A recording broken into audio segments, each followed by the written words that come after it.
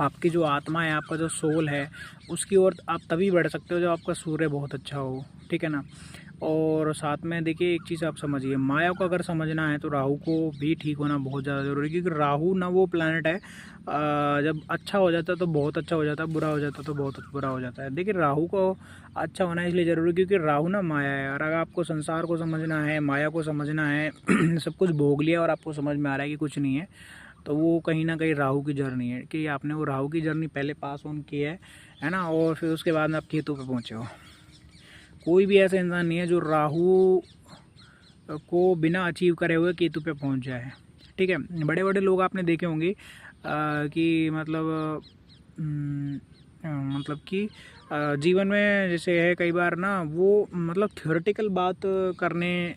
की कोशिश ज़्यादा करते हैं कि मतलब हमारा कुछ भी नहीं है यहाँ पे, और हाँ मतलब यहाँ से सब कुछ छोड़ के जाना है, और उनके एक्शंस आप देखिए कई बार है ना, उनकी हरकतें आप देखिए तो ऐसा लगेगा कि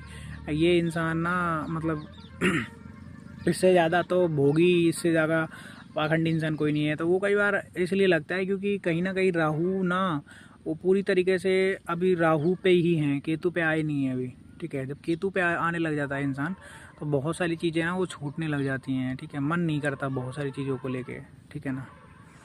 क्योंकि आपको ये चीज़ समझ में आने लगती है कि कुछ भी नहीं है यहाँ पे ऐसा जो मतलब हमको लगता है कि बहुत ज़्यादा कुछ विशेष है इस संसार में, या बहुत ज़्यादा कुछ ऐसा है जो प्राप्त करने योग्य है, पद या कोई प्रतिष्ठा या कोई मान या सम्मान, कुछ भी ऐसा है नहीं जो यहाँ मतलब प्राप्त करने लायक है,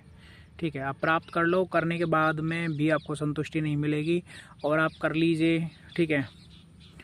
आप कर लीजिए उसको। देखिए मैं ये जो बात है ना, ये अध्यात्म की ओर जो लोग जा रहे हैं ना उनके लिए बोल रहा हूँ, कोई मेरी बात को गलत तरीके से नहीं ले, ठीक है ना।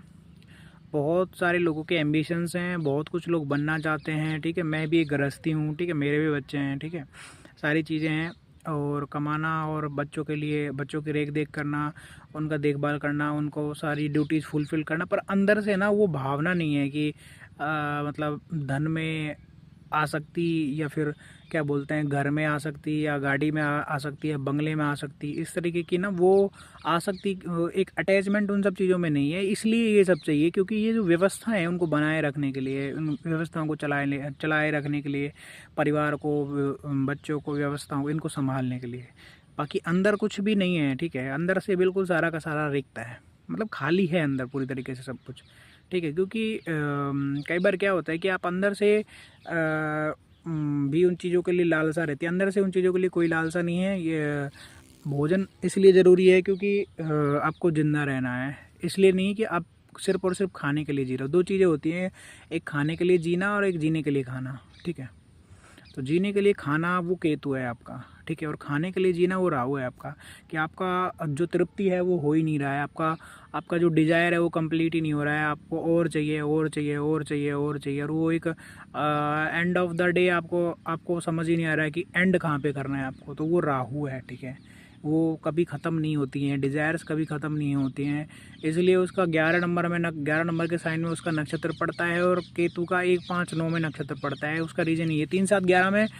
राहु के नक्षत्र पड़ने का मतलब क्या है, 3, 7, 11 ना आपकी इच्छा पूर्तियों से जुड़े हुए भाव है कहीं ना कहीं, ठीक है, आपकी डिज़ायर्स से जुड़े हुए भाव हैं, ठीक है, कि आपकी इच्छाएँ कैसे होंगी, आपको क्या चाहिए लाइफ में, उन सब चीज़ों से लेके जुड़े हुए भाव 3, 7, 11 है ना।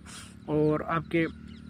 जो 1, 5, 9 हैं वो जो भाव हैं वो बेसिकली आपके धर्म के भाव हैं, ठीक है। आपका धर्म क्या है, आपका सोल पर्पस